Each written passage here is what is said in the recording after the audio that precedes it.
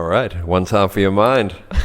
At least I know what you're talking about now, right? Yeah, got you up to speed. Thank you for doing this. I really appreciate you coming through. All good. Yeah, no, Troy the Trojan Garton. Got to live up to my name. Yeah. Has it how did you come up with that? Did you just come up with it because it's like, well, Trojan? Yeah, like Trojan horse. Yeah. I think what I did is, do you remember the fight night was my first fight that I ever did? And I vaguely remember setting out like a poll and getting my friends, everyone to vote on which one they liked or offering up. And I think Trojan came about. And I have a feeling it was Kerry Knox that gave me that name. True. So okay.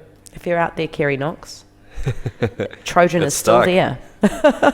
Awesome. Tell us, what is your biggest achievement in boxing so far? Probably a medal at the Commonwealth Games. Nice. Not probably, actually is. But I just learned recently, so I had to fill in some form thing, and it had like where the levels of competition internationally, and Commonwealth is second behind Olympic/World Champs.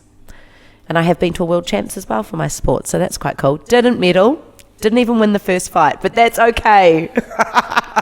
The woman that I fought won the gold for that weight category at the end, so, I fought the gold medalist. So I'll add that to my accolades. Yeah, that's still cool. You've achieved quite a bit in the time that you've been doing this, because from memory, when was your first fight? That was 2014? Yeah, that was my first fight. Yeah, that was your very first fight. So that was a corporate fundraiser fight. Yep. Yeah, and I happened to be in your corner. I remember the feeling. It was quite interesting, kind of observing it. You were very nervous up until a certain point. You were at one point you were like extremely nervous, but then once you started walking out, you just kind of got your mojo, and once you got in, you really found yourself in there. It was really nice to see. Yeah, I really enjoyed it. But yes, I was really nervous. It's probably I think for anyone who's having their first fight, you don't know, you've never been in that situation before, right? So you don't know how to deal with the nerves as much, or you don't know if it's normal, or I don't know, you're going through a lot of things in your mind, and then the more you fight, the more I don't believe that those nerves necessarily go, but you know how to handle them, so you're a lot more relaxed in your approach when they come along, if that makes sense. So I was probably like, those new, I see them now like newer fighters, and they're like really agitated and, using up all this energy, and you're like this. And now I learn that, you just sit and remain calm, and that will help you still have that energy. You're not going to be so exhausted when you get to the fight. Yeah, you try to kind of harness it rather than kind of burn yourself out. Exactly. It's interesting too, because like we're sitting in a tattoo studio right now. To me, it almost kind of, I don't know, I can draw some parallels behind that. It's kind of like, well, getting your first tattoo versus kind of being in the game for a little while. It's the same. I feel like it's similar with fights, because the nerves don't go away. You don't just kind of become impervious to it.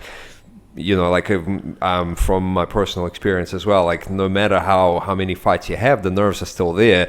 You just learn to kind of deal with them a bit better. You know it's coming. It's kind of like with tattoo pain. You know it's going to hurt, but you know how to handle it a bit better. Same with the fight nerves. Totally. I think it's almost, if it wasn't for the fact, like even to this day, I've had 55 fights in the amateurs. Wow, that's a solid number. Not bad, eh? Yeah. So I should be doing better than I am sometimes, I think. But anyway, so I've had 55 fights, and I still, sometimes on that fight day, I'm just like, oh, here we go. And it's kind of a little bit draining. I go, why do I do this to myself? Because now I have to go through all these nerves, and not just nerves, there's a lot of thoughts.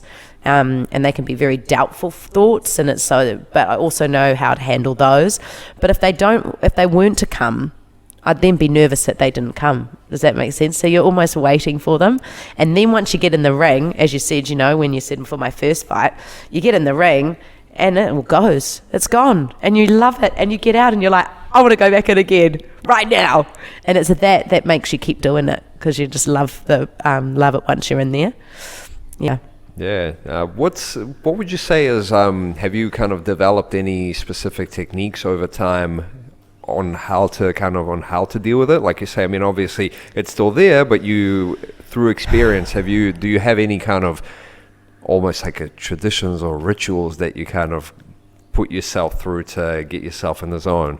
It's a very good question. I haven't been fortunate enough to have a sports psych, so I've had to kind of make do with doing all that myself. I've had one, I think I got 2 sessions last Com Games with someone as part of prep for them. But so I know that if I maybe had a bit more money and can afford that type of thing, that I would probably be in a better place come fight days. But from doing it myself, I've just kind of learned to embrace the feelings, and you can't deny that those, it's not like you can go stop yourself from feeling them, right? You just, a feeling will come, but it's what you do with it. And so I kind of like take it in. I go, okay, cool, you are not going to add any value to today, so you're going to be thrown out, and I'm going to move on to the next the next thing, and wait for the next thought that might come in. But keeping myself busy, it's kind of, like I like to be around people. I like a relaxed atmosphere when I'm warming up and getting ready, so I'll have a joke. I'm happy for my teammates to come and have a joke with me. And then when I know it's time to be serious because we're about to get ready to walk out and it's about to happen, then I switch to that then. So I guess those things help me with that, but I don't know if I'm necessarily doing the right thing. It's just kind of helps me at this point, and one day maybe someone will help me get even better with dealing with those feelings and thoughts. Yeah, no, I mean, at the end of the day, I feel like, when you, at least from an individual perspective, when you're not kind of dealing with professional help in that area, I feel like there is no right way. It's your way. It has to be your way, because it's, this is yours to deal with. And I've noticed that about you as well, when you do have that moment when you switch from, having fun with it to like, okay, we've got the game plan. We're going over the game plan. We're trying to remember what we've worked on. We're trying to remember the strategy, and it translates well into the ring. Yeah. So I mean, it's in saying that, I feel like what you've been doing so far must be working for you. So it's good. Yeah. Because I mean, like, it's an interesting area of sports that I think is often, maybe from a fan's point of view, is overlooked.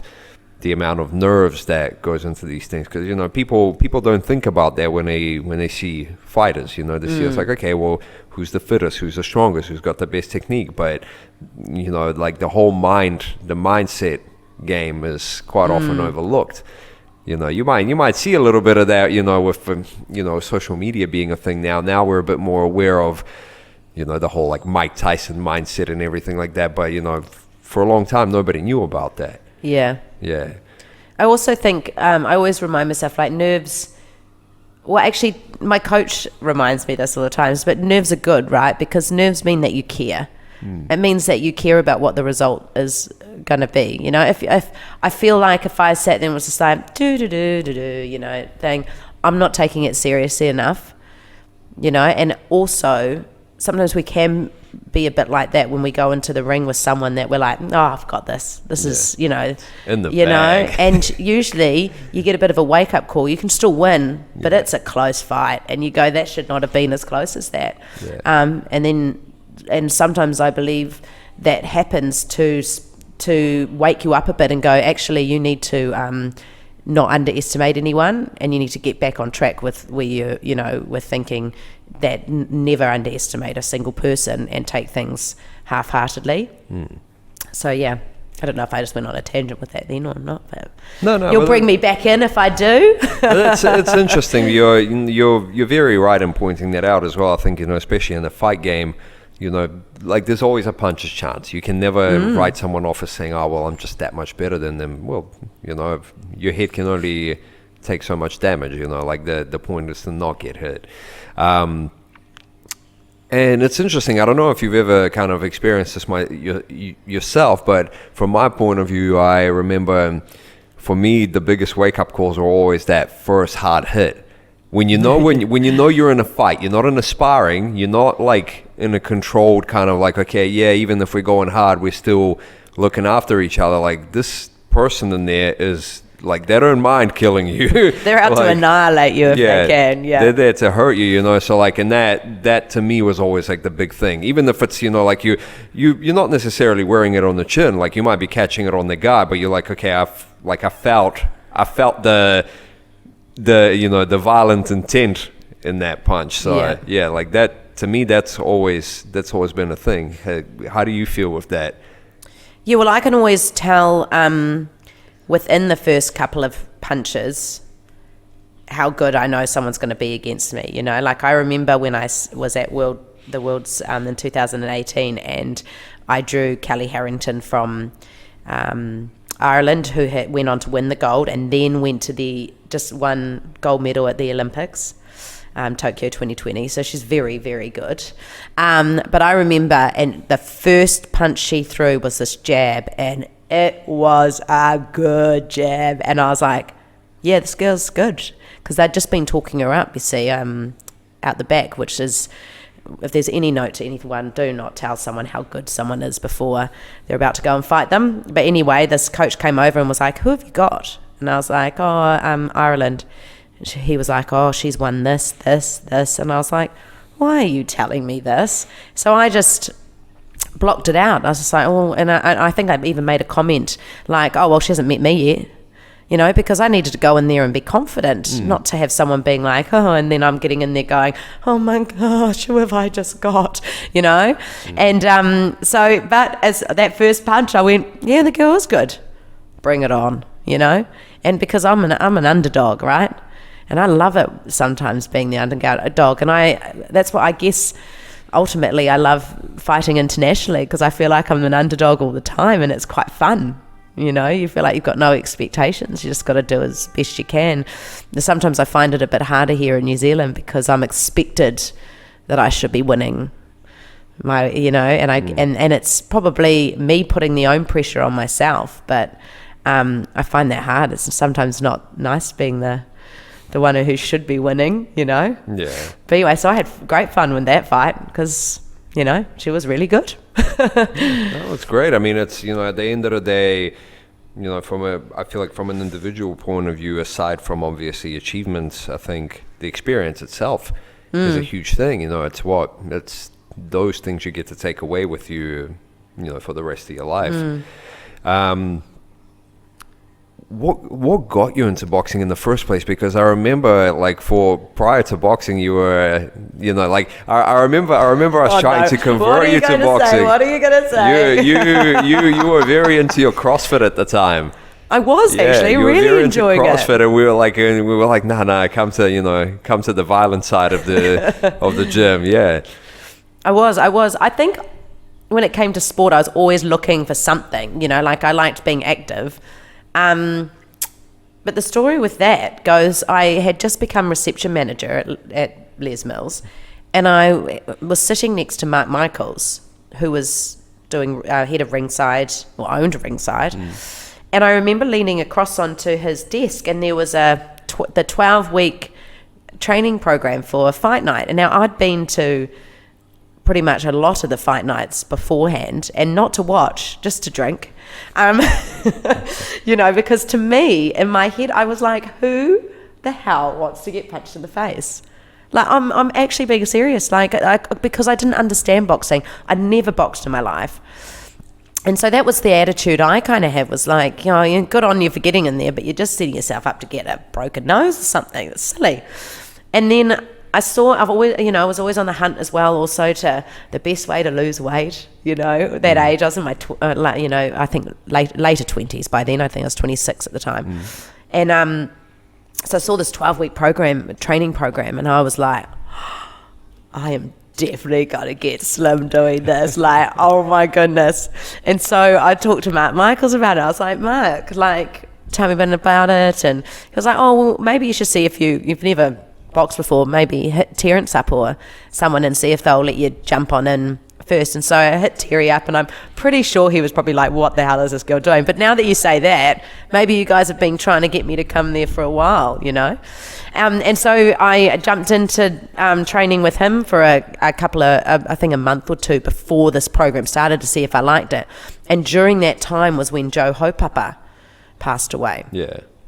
And so that's when Mark said to me, he said, well, if you do want to go ahead with doing this 12-week program, instead of raising money for, I think it was Kids Can at the time, or Canteen, one of those things, you could make it a bit more personal and fight for Joe and raise money for his family. And I was like, that's quite a good idea. Like, it gives me a bit more reason to get in the ring, right? So that's kind of how I just kind of got hooked into it. Quite enjoyed it. Had my first fight, loved it, wanted to have another one.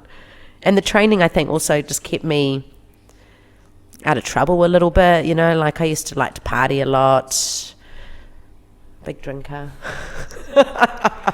You know, so younger, in my young, because I always go, oh, maybe I should have started boxing, or like I wish I'd found boxing younger. But if I'd found it at 20, I wouldn't have put the work and dedication in that I do now, because I was too busy. All I cared about was hanging out and partying with my friends. That was my weekend, every weekend, you know. Whereas by 26, it was kind of like, I still went out, because, you know, but as I got more and more serious into the boxing, I was like, actually, I've done all that, and I actually would rather win my next fight. And you start focusing on your performance a bit more. It's funny because, like, I can relate to that too. I found boxing a lot earlier, but in saying that, as you know, like in my teens, I was, you know, partying, drinking like pretty heavily in the weekends. But you find yourselves, like, you come back on Monday and you're like, man, I could do better than this. If I wasn't, like, you know, if I wasn't still dusty from the weekend, I could do better. And then when you try that, you're like, you know what, like, this is the shit. Like, I'm gonna put more effort into that. I don't need to drink anymore because I want to get better at this. So it's a great thing. And it's also interesting you say that, you know, like the age kind of aspect of it as well.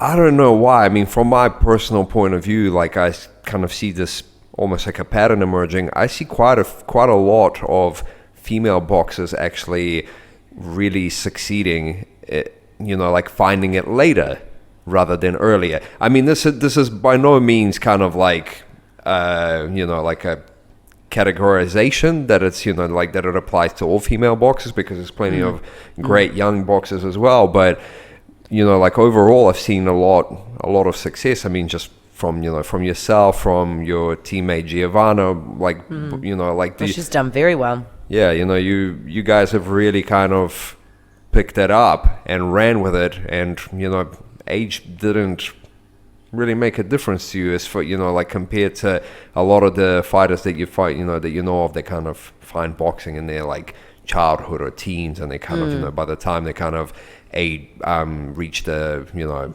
18, 19, 20, they're already kind of that far ahead into it. But you also find that these guys don't last as long. Well, it has been something that I've thought about, right? Because, I mean, I don't have any regret. Like, you know, things happen for a reason, and I found boxing when I did, because that was when I was supposed to, you know. But what I noticed, one thing I'll give myself credit, is that I feel like I am, when I jump in the ring with someone, so I'm 34 now, jump in the ring with someone 19, 20, I feel mentally stronger than them. And I don't know whether it's because I even think of what I was like at that age, and I'm a mess. But, you know, I just feel that I'm I've, you know, you've been through some stuff in life, and I just feel a little bit more like nothing can kind of break me, whereas I feel like I could break them. And it might not be true. But that's how I feel when I get in the ring. It helps. It definitely helps you have that kind of, you know, that adult maturity, confidence. Like, you've experienced things. You're like, you know how to handle yourself better in these situations. Yeah. The other thing is, I also wonder whether, because, you know, I mean, I can't speak from myself because I haven't been there, but what I almost wonder is it that you spend a long time of a period of your life, like your teenage years, missing out on going out with your friends, because we just talked about the dedication that the sport takes, and I think many sports take, and then you get to an age where you're like, all I want to do is party with my friends, or I want a social life or a thing, and does that where they go away for a little bit and then thinking that they'll make a comeback and then it's too hard because they've left it too long? I don't know. Is that where... Yeah, I'd be interested to know what are the statistics on that? Why do we lose people? A lot of our youths that, coming up, I was watching at nationals and stuff, why do we lose them at a certain age? Are they left? Is there no development for them? Don't know. Yeah, and I mean, I suppose also, the kind of, I'm sure finance, Sorry, I had to have a little cough. I was told not to cough into the mic. I might have to do one more. Wait, sorry. Get it. Okay, I feel much better. I mean, and I'm sure, the financial aspects probably play into it as well, because, as you grow older, I feel like, your kind of financial commitments increase as well.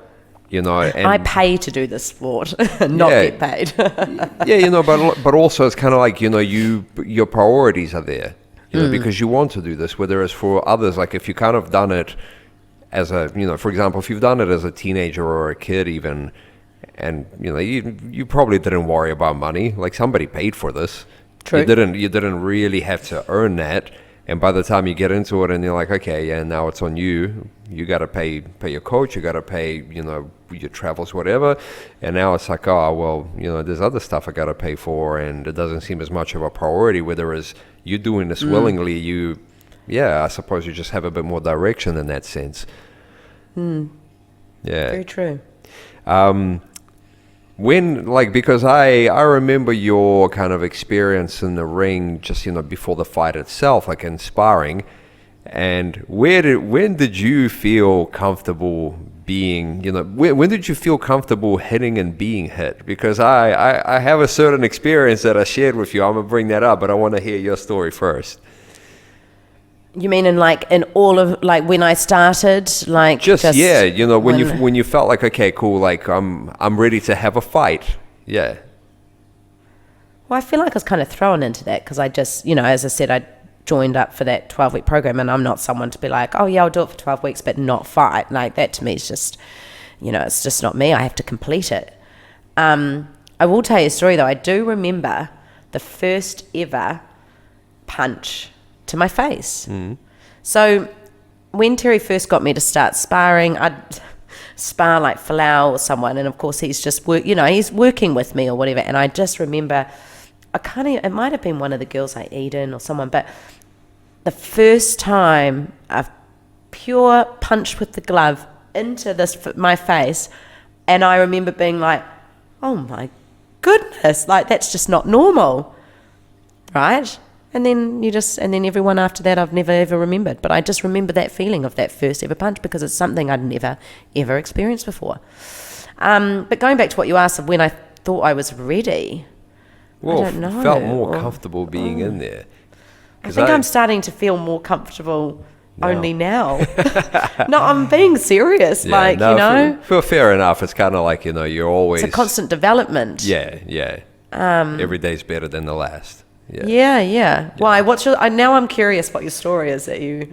Well, the thing is, because I was around a lot in your early days, I remember there was this one sparring that you and I had, and you cried. I made you cry that time, but it wasn't because I hit you. It's because I really frustrated you. I just frustrated the fuck out of you. I remember because I was moving, I was angling. You just couldn't catch me. You were always like a step behind, and you got so frustrated that you cried. But I also remember that, like, to me, there was a big turning point when it came to you, because I remember that after that, your focus just kind of switched on so much, and after that never happened again. Oh, wow. Yeah, like I really vividly remember there was this one sparring that you and I had. It was at ringside. Yeah. And it's just, I think even, Terry actually told me just to work my angles, work my movement to make you kind of be a bit more conscious of how you move rather than just kind of punching. Yeah. And I remember it frustrated you so much that, like, after that, you were a new person. Like, there was a new level of focus that came out of you. It was really good. You're not the first. I wish I could give you the compliments of being the only person that's made me cry. But honestly, back in those early days, I must have been. No, not must have been. I was such a pain for Terry. Like, I cried so much. Just about every sparring, I felt like I got out and had to cry, because it was the frustration of not being good enough yet, you know? And then when you realise that you're never going to, there's always something to be working on and you're always got to get better, you know, got things to learn, that it slowly started, I don't cry so much anymore, you know, when I get a bit frustrated with the sparring. But yeah. And it is in a lot of ways it's an emotional sport, because it's, you know, it's her business. It's not just about, you know, your strength conditioning and the rest. Like, you know, there is a pain factor in it, and there is there is always a, you know, whether we care to admit it or not, there is an ego factor as well. Totally. Just, you know, like, because the worst thing about losing isn't like, oh well, you know, okay, whatever, but it's the feeling of it. You know, like, so like that's what worries us when we go into the fight.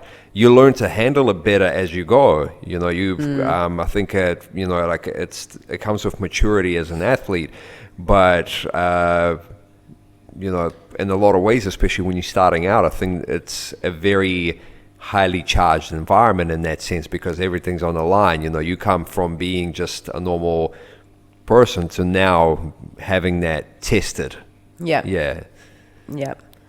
I've had a few moments of having to, you know, where I've lost and had to really dig deep and pick up my ego a little bit with them. But I think that they happen so that you learn to do that, you know? Exactly. Draw you back. And sometimes I think we can get a little bit off here, like, oh, look, I'm dramatizing it, but like, you know, oh man, I'm amazing or whatever. And then you have these losses to go, no, wait a second, you're just human and you are beatable, you know? And you have to really, it really taps into the ego. But, you know, then you come back better and stronger for it. Yeah. And after you've been through that. Yeah. And realised, you know, and you've had to sit there and go, actually, the reason I'm so upset about this loss and so angry and thing is that actually it was just all ego, you know? But you learn to harness that, you know, and it's interesting too, because I think it translates into a lot of other areas of your life. You know, just before we started, you and I spoke off camera about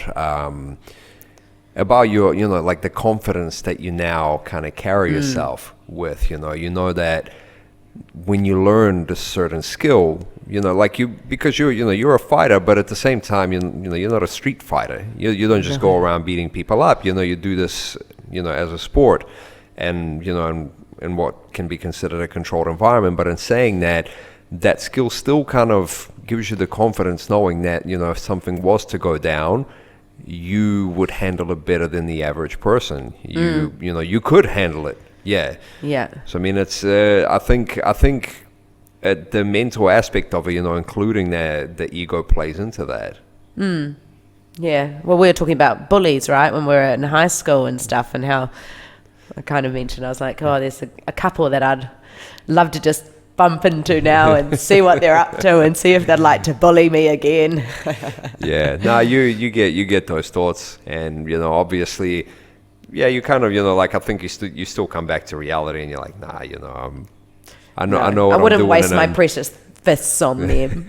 No. But yeah, but at the end of the day, it's still, you know, it's still nice knowing that, you know, you could if you needed to. Yeah, right? and since, you know, like, since some particular events in your life, you're now in a stronger place.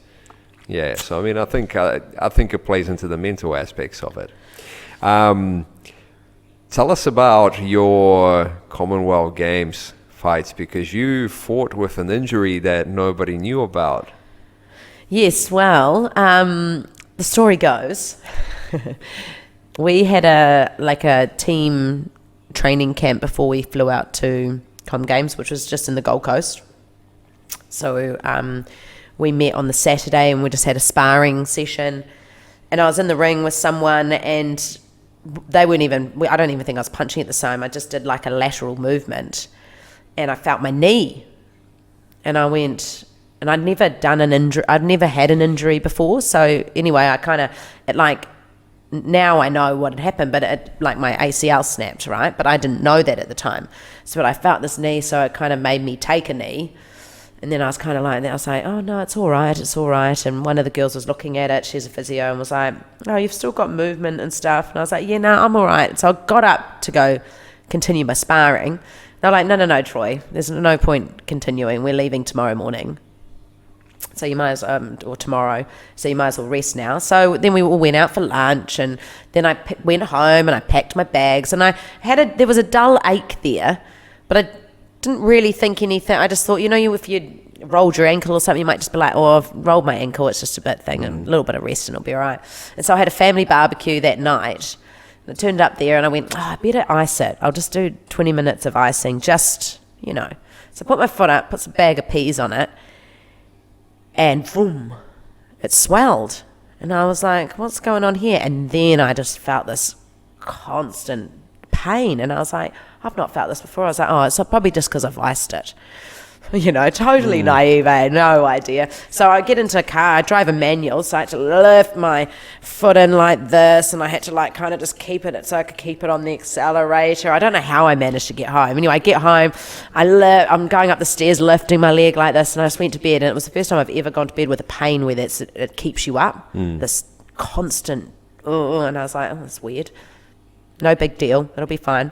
And so we left to go to the Com Games, and I get to the village, and as part of we've got our own physios, our own medical team and stuff. So I booked in, when we got there, by the Sunday night, I booked in to see the physio first thing in the morning. Meanwhile, got up in the morning, went for a run with everyone. I mean, it must have looked a bit, I don't know. I don't know what I was thinking, but I thought I was running fine. But anyway, but I could feel like I felt, now that I know what it is, I felt unsteady. Yeah. But was like, I'll be all right. So I went for this jog, and then I went and saw the physio. And the physio gets me to do this one thing. It was a squat for me. And I was like, and I think I don't know what it looked like, but I got down, came up, and she's like, right, I'm taking upstairs to see the doctor. And I was like, what have I done? And apparently my squat was so wonky because I didn't have the stability in that knee or something. I don't know. Anyway, I go up to the physio, and here I'm going, why did I, it'd been the process to get to Com Games was so huge to make it into the team that all that was going through my head was, I've made a mistake. I should never have said anything. This will heal on its own, And so physio's there, and I'm crying away going, well, and he's talking about sending me for an MRI and all this stuff, and I was like, what have I done? I was like, I'm fighting no matter what, like this. And he's like, look, unless it's heart related, I actually can't really stop you. We can advise you not to, but if you pass your medical and stuff, you're fine, right? So they sent me for an MRI, and it turns out I got called back, and I had to take one coach with me. So I chose a coach to come with, I just chose the head coach to come with me, and we decided to keep it quiet that I'd done this, because we thought if it gets out, you don't want your opponents to know you're injured. If it gets out, it's not, so I didn't tell anyone except that was the one coach that knew there, and I had my own physio. And so I spent every day at the physios. We were icing it, game ready, just trying to build it up as much as we could. And I, believe it or not, got this luck of the draw, and they say that in boxing, it really is the luck of the draw, right? I got a bye, so it gave me 3 extra days to just get this knee thing. So by the time I got into the ring, it was like I had worked a lot with actually that's when I did work with one of the sports psychs and we worked on almost training with your mind. So I couldn't really do a whole lot of training on my actual physically, but we worked on mentally training, and that's, so it's thinking about picturing being in the ring, what you're going to do, and just doing it like that. And so I got in the ring, and I won. I couldn't believe it. I was not expecting it. I seriously wasn't, because I was like, I can hardly really move on this knee, And I just was grateful I had this woman that didn't move on me either, was happy to stand toe to toe, so I didn't have to move. This is great. So I won this fight, and that's why I don't know, if you look at it, I actually am quite emotional because it was, I believed I could do it, but I didn't quite think I would, I couldn't believe I did it. Yeah. With ACL, yeah. And so then I had only 48 hours from then. 2 days, we fought not the next day, but the day after in the semi-finals. And I had Australia, Anya, and she's very good. And, she knew, move, don't stand in front of me. And so I lost that one. But honestly, the relief after that fight where I could actually just go, oh, yay, I can actually acknowledge I'm actually in a bit of pain. Yeah. And I'm uncomfortable. Yeah, it was quite amazing. I need to cough again. It's all that talking. But yeah, so it's amazing the power of the mind though. You really can believe everything is all good if you want it enough, Yeah. And then that's what I mean is when that moment of, okay, I've lost, but I've got a bronze and I can actually just be relieved that I can actually acknowledge that I'm not as, I am actually injured, So quite a cool experience actually in terms of knowing that I could go through that. It was amazing because I remember watching that fight. I was at the gym at the time and it was up on the big screen. So it was, that's right, yeah. So there was a lot of people watching that fight and we're like, yeah, let's go Troy. And then, and you did well too, because we were watching, it's like, nice, get it going. And then, so, when the result didn't go your way, it's like, well, it is what it is, but you still fought your heart out. And then when we found out about it, it was just like that, everybody's mind was blown that you managed to do that with such a serious injury. Because, it's not exactly a minor injury either. For most people that I've known that have had a torn ACL, they were out to it, that was it. They might as well have got shot. Yeah. It was that much more impressive knowing that you've done it with that. That was really, I wouldn't. Yeah, it's not something I would encourage because an injury is an injury. But at the end of the day, I still think it's. Wow. Yeah, no, it's, I'll tell you what, it did help that I was so active and thinking on it that I could, as soon as I got home, I was in surgery 2 weeks later. Yeah. Whereas a lot of people when they've torn their ACL, they've actually got I think it's called prehab, where they get yourself ready before surgery. Right, yeah. And build it, Yeah, so so I'd already kind of done all that. But yeah, no, it is quite a story, I guess. Now, hell of a story. Yeah, but at the time, I just was doing what I thought I needed to do, and I wanted to continue my journey that I just trained so hard for and worked so hard for. That yeah. So that's the power of the mind right there. That is the power of the mind. I think it's like a perfect example, really. I can't really think of too many better than that. Yeah.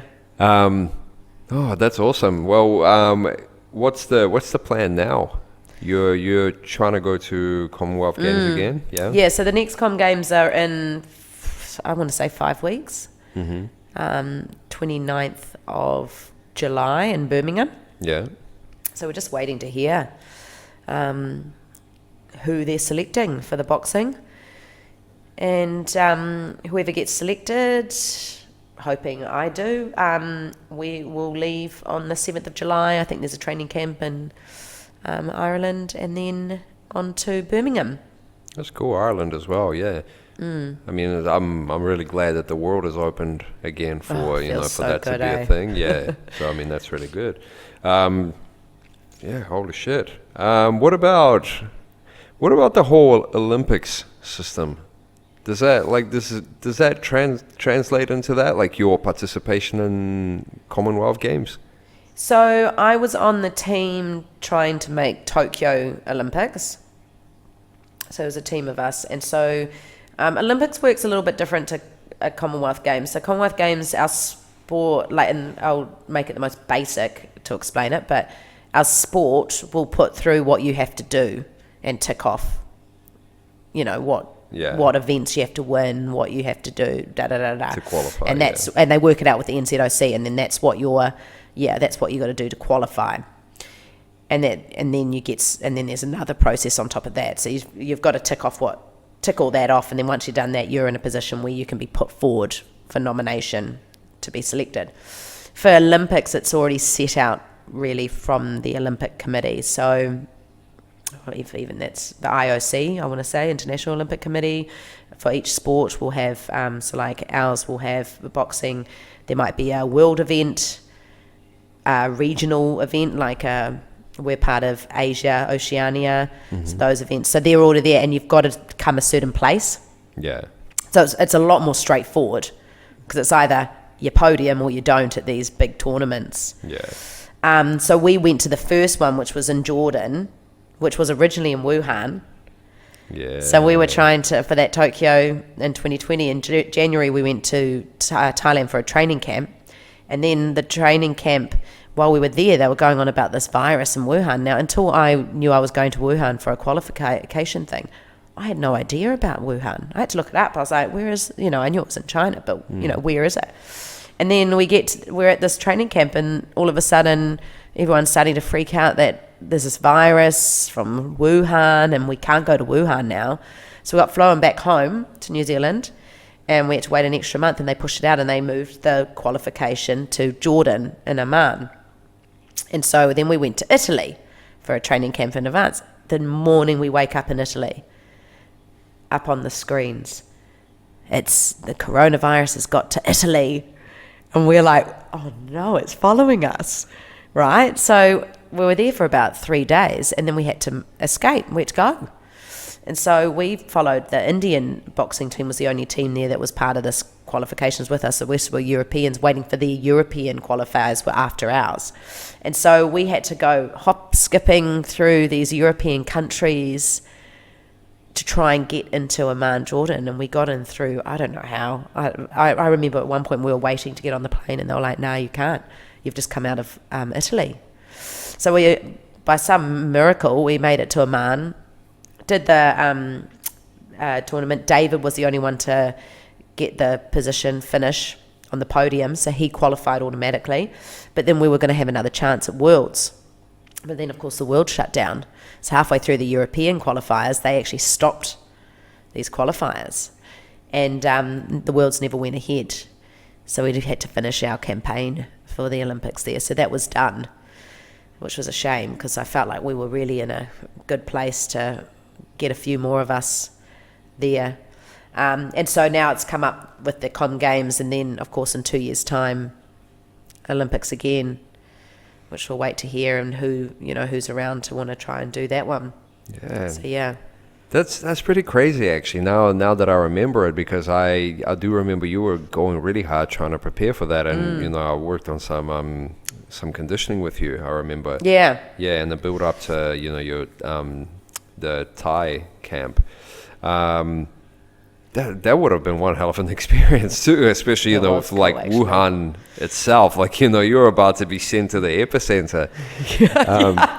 Yeah, it's lucky that you kind of managed to escape that. I do remember telling some people, I was like, man, like this was a really close call, like because you would have been stuck there. I remember they were really strict with the that was like the first lockdown in the world. Yeah, that was before the world knew what lockdowns were. Like this was the very first one. Yeah. And we got back in the country in March. Must have been about the 9th or 10th or something, because like literally a few days later, we went into New Zealand's first lockdown. Yeah. I landed back in New Zealand on the day, because I was in New York at the time. That's right. Yeah, and so I touched down. It was March 23rd, I believe. Yeah, March 23rd. And I remember... there you go. Yeah, I got picked up from the airport, and we were sitting in traffic because everybody got let go from work that day at 3 p.m. So everyone was on the way home, and that was it. From that day onwards, we spent days just sitting at home. It was crazy. You know what? The only thing though is after all that training and everything, that by the time that lockdown came, man, I needed that rest. I feel terrible saying that to anyone that struggled through that time, but I'd just been go. That was like this forced rest, and I really needed it. It was great. Put on a couple of kilos, but, got to eat what I wanted, drink what I wanted.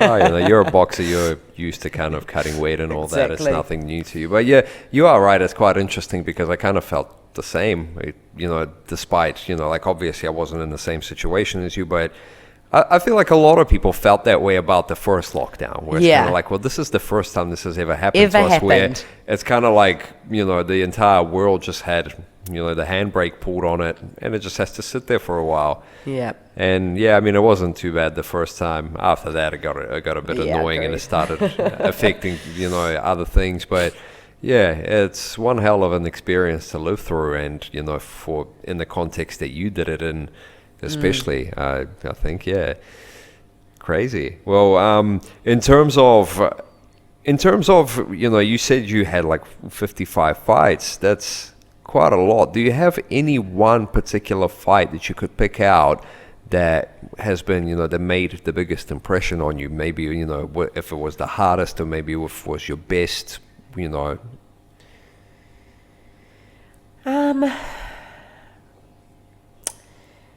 There's a fight I remember as being my most, where I felt the most tired. I don't even, it just stays in my mind. So I went over and did this, this would have been in 2017. I went over and did this thing called the Elite Boxing Championships, and it just happened by fluke. It was a thing happening with Australian boxers, and there were to be 8 females. So I think there were 4 different weight divisions. One of them was a female weight division and 3 male weight divisions. And it was 8 Australians in it, and someone had pulled out. So they were looking for this replacement. And it was at a catch weight of 56 kilos. Now I fight at 60. And someone had rung, I even think it was Holly, and said, did you want to do it? And I don't think she could have done it. It was for that weekend. And I think this was a Tuesday. And they asked me, she was like, oh, what about Troy? And so they rang me, and I was like, humming and hawing, because I never had to properly cut weight. I always just fought where I kind of sat. And I was 61 kilos. So this was on Wednesday morning, I woke up 61 kilos, and I needed to be 56 kilos by the Saturday. And I was like, oh, can I do this? And I rang, I didn't have a coach to take over with me, but they paid for me. They were going to pay for me to go over, and I went, I'm just going to take it for the experience. So you had 2 fights over that weekend, and you had to just win one of them to come back and fight again. And I got in contact with a coach over in the Gold Coast, because that's where it was. And he was like, you sure you want to do this, Troy? We're going to be doing an intense cut. And I was like, yeah, I'm going to do it. So I got over there and I made this weight. And I remember the taste of a salad was just incredible, because I was very strict on my food. But anyway, so I made this weight. I lost the first fight to a girl called Sky Nicholson, who's very, very good, and doing very well in the pros. So she was my first fight, and she definitely won that. But that, I gave it my best and what have you, and then won the second. So I had to go back in 2 weeks' time. And while I'd been there, I'd met a girl, Carly Salmon, who's also turned pro as well, and we got along quite well. And it turns out when I went back, I had to fight her. Well, I'll tell you what, her fight is the most memorable fight I've ever had. The reason being, this girl is so fit and stays on you. And look, it was a close fight. I got the win out of that. And luckily we're still friends from that after that. But I just remember I never sit down in the corners. I always stand. It's the first and only fight where I've had to take a seat halfway through. I was buggered, and I could not wait for those bells to go each time, I was just exerted of all energy. Now, maybe because of also the weight cuts that I was having to do, but also because Carly's just so fit and she keeps the pressure on. And so we just, for 9 minutes, non-stop punching. And I just, to this day, always remember that feeling of just how fatigued I felt through that fight. It sounds like kind of like the hardest earned win, doesn't it? Would you say that it was? Like, it's Yeah. like the win that, I mean, like, because those kind of things are the most rewarding ones as well. You work, when you work the hardest for them and you get that win, it's kind of like, well, man, like, you really want to give yourself a pat on the back for that. I definitely did actually, because and as I said, she brought a good game. It was very close. That's sorry. Long story short. Yeah, but a great story nonetheless. In terms of from a more personal kind of point of view, what would you advise to somebody that maybe looking to kind of enter the sport? What advice would you give to an aspiring athlete, for example, an aspiring boxer? My number one advice would be to find a coach who puts your well-being before their ego, I guess, if I've even worded that properly. But, you want to know that when you're going into the ring, that they will always put you first, which could mean that they might not put you in for certain fights, or it might mean that they end up having to throw in a towel for you, or who doesn't know that means that if the towel gets thrown and they're pulling their boxer out, like abandoning the fight, and usually that'll happen if they're just taking too many shots or punches to the head, or they're definitely losing. It's just not worth staying in there. Someone a coach that's dedicated and will put the work in. Because then, as an athlete or as an aspiring boxer, you will want to put the work in. If you feel that your coach is committed to you and dedicated to you, then the many hours that you have to put into the sport, you give a lot more. You want to give because you're reciprocating, and it's a tit for tat type of a situation. So that would probably be my. I know that's random, right? But I don't feel like I would be where I am today without my coach and the support and time and effort he's put into me. And because of that, it means that I've wanted to put, the one thing I would hate to do is let my coach down.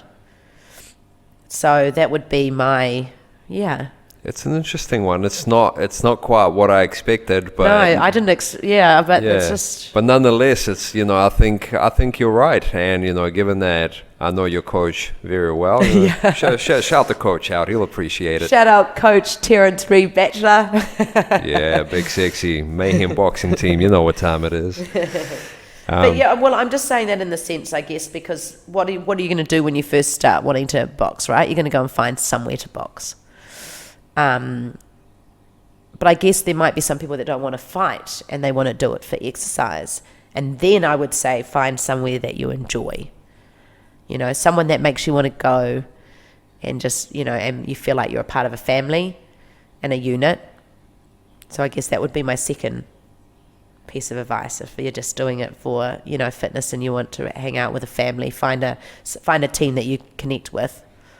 Yeah, it's interesting because both of these aspects really sound like it's coming from a very mental mind state place, be it the fact that, you want a coach that can kind of connect with you and you have that, like give and take relationship where, they put something in you, so you want to kind of reciprocate that and perform well. And on the other hand, if it's not fighting you want to do, you still want to kind of be somewhere where you feel good, it still comes from, from the mind. One time for your mind. Here he goes. No, but also is because we've got some in our team, people in our team that don't necessarily fight, or they'll do the corporate fights or whatever, but they come and support me, because it's a family, and you always remember that, that support, that team unit, that our mayhem family, that encourages me. That makes me want to give my best when I step in the ring, because I don't want to let them down, because they've taken time out of their Saturday or their Sunday to come and support. Come in and spar me. poor ones have to come in and spar me and get me crying. No, I'm joking. Yeah, but in saying that as well, it's quite an interesting aspect of it too, because you don't really think of boxing as a team sport. From an outsider's point of view, right? It's it's a single person in there, like you're on your own. Yeah, you got people in your corner, and it's like throughout history of boxing, if you followed any big names, there wasn't often coaches attached to them. Or you might for example, if we knew who was Muhammad Ali's coach. We don't really know that, do we? Oh, yeah. I'd have to Google that. Me too. Yeah, I mean, with Mike Tyson. Who would know? Terry would know. Terry would know. But in saying that, with Mike Tyson, I feel like that's kind of what got him to the level that he was, because he had Coach Cuss with him, and until he passed away, obviously. But in saying that, that was one of the big things that made Mike Tyson what he was. True. So yeah, in a lot of ways, that's it. It is that support that gets you there. So despite it being a rather lonely sport, and you're in there by yourself, it is you still feel the strength and support of of however many people behind you. Yeah. Well, I mean, you're not going to get in there sparring yourself, are you? Nah. So you've got to have sparring partners.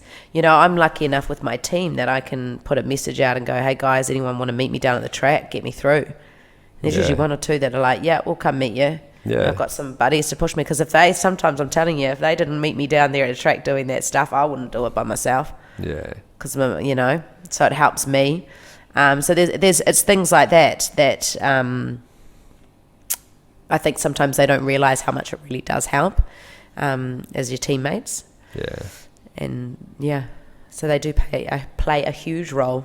And when you've watched, right, the team grow. Yeah, definitely. I mean, you were right from the beginning, and even when I came in, there wasn't that many of us. And now there's a big team mayhem. There is, it definitely is, and it's it's really nice to see how it's kind of come together, because it's I mean, on a more official level, I'd say it's 8 years old. 8 years old, at this stage. And I mean, even that is pretty crazy when you think about it, that it's been that long. It's 8 years. It really doesn't feel that way.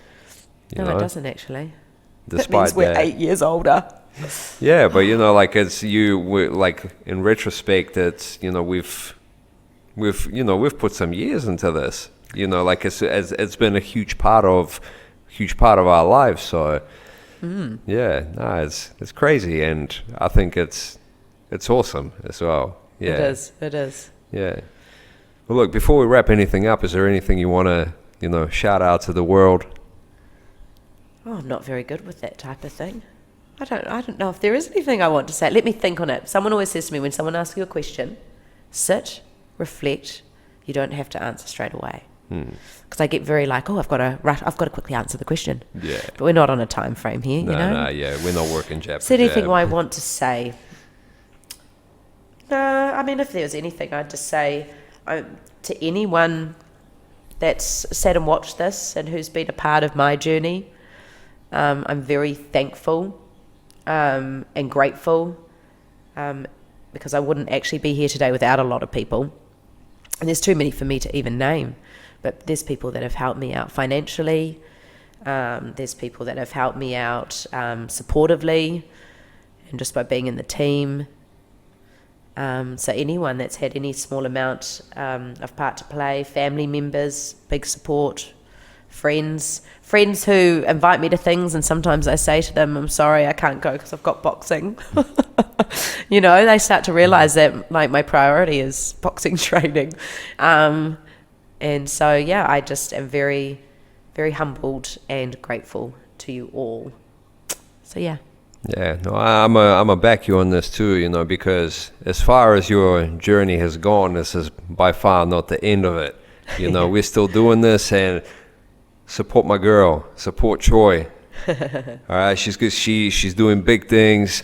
She's working really hard. Any kind of support you can throw her way, do it. I'm betting on you. Thanks, Russia. Right? Thank you. And I really appreciate you coming through tonight. Cool. All right? One time for your mind. One time for your mind.